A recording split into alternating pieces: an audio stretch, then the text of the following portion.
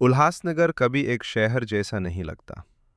वो एक आदत है जो सुबह से पहले ही शुरू हो जाती है और रात के बाद भी खत्म नहीं होती।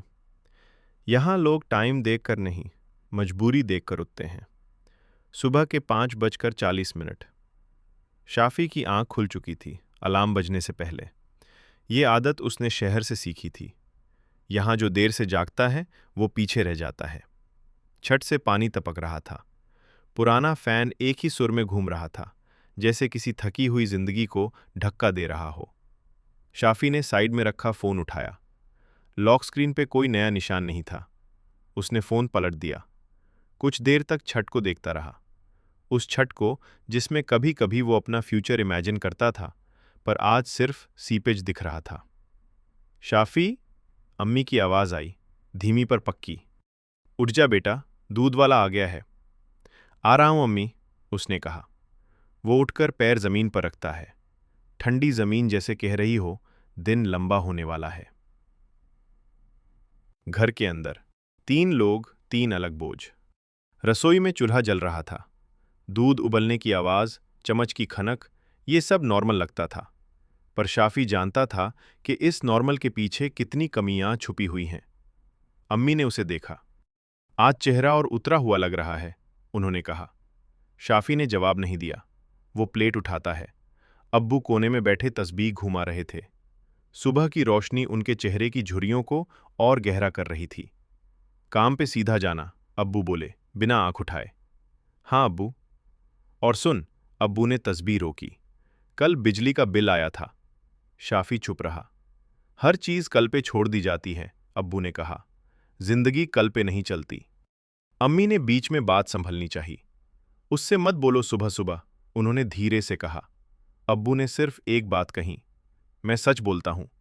शाफी ने चप्पल पहनी, दरवाजे के पास रुककर अम्मी की तरफ देखा। शाम को लेट हो जाऊंगा, उसने कहा। ठीक है, अम्मी बोली, पर उनकी आवाज से लग रहा था जैसे उन्हें पता था लेट सिर्फ आज नहीं होने वाला। दरवाजा बंद हुआ। गली नंबर 4। शहर की सुबह गली नंबर 4 जागते ही बोलने लगती है। दूध के चन, ऑटो के हॉर्न और चाय की भाप। रमेश की चाय की टपरी पर हमेशा जैसे ही पहली भीड़ होती है। शाफी आ गया, रमेश बोला। आज बिना बोले ही चाय बना देता हूं।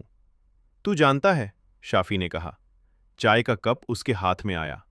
गरम था, थोड़ा ज्यादा गरम। कल कॉन्ट्रैक्टर मिला था, रमेश ने पूछा। रोज मिलता है, शाफी ने कहा। रोज नया लगता है। इमरान टपरी के दूसरी तरफ से बोला, इसको फिलॉसफर मत बना रमेश भाई। समीर हंस पड़ा। उल्हासनगर का राइटर। शाफी ने हल्की सी मुस्कुराहट दी। कल रात तुझे कॉल किया था, इमरान ने कहा। 2 बार।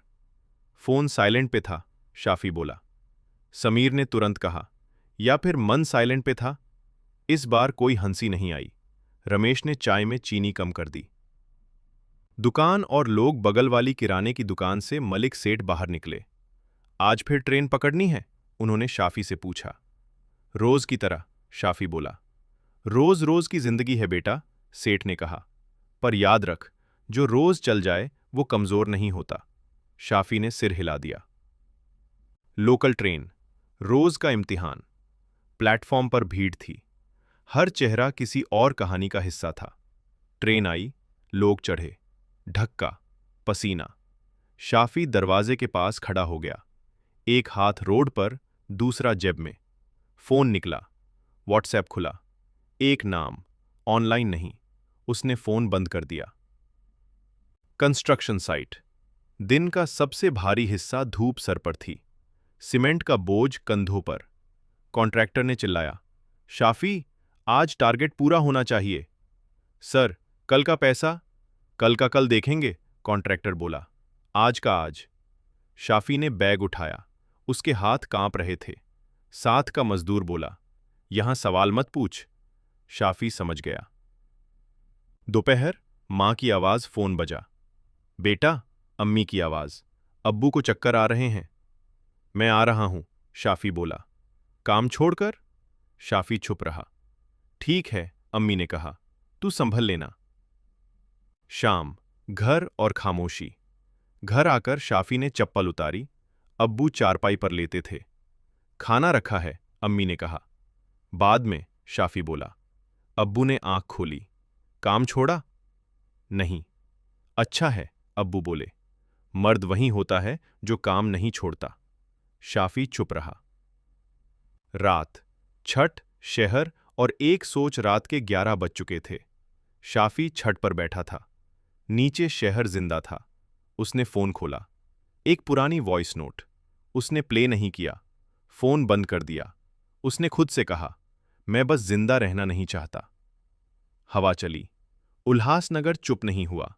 सिर्फ एक लड़का था जो धीरे धीरे खुद को समझने की कोशिश कर रहा